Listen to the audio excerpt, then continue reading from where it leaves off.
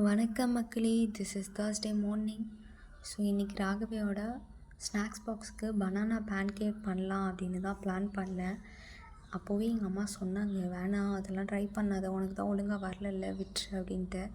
ஆனால் நான் தான் சரி இந்த டைமாவது ஒழுங்காக வந்துடும் அப்படின்னு சொல்லிட்டு நம்பிக்கையோடு ட்ரை பண்ணேன்.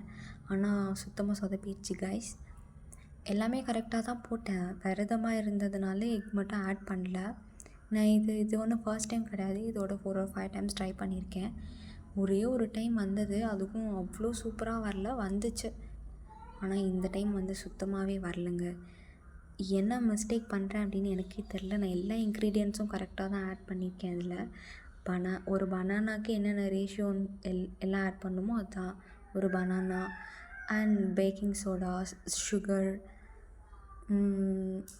வாட்டர், வீட் ஃப்ளார் எல்லாமே கரெக்டாக தான் ஆட் பண்ணேன். எக் மட்டும் போடலை. இது என்ன ப்ராப்ளம்னே எனக்கு தெரில. ஒரு வேளை இந்த தோசைக்கல் தான் ப்ராப்ளமாக இருக்குமோ அப்படின்னு நினைக்கிறேன். நீங்கள் என்ன நினைக்கிறீங்கன்னு சொல்லுங்கள், நான் என்ன மிஸ்டேக் பண்ணுறேன் அப்படின்ட்டு.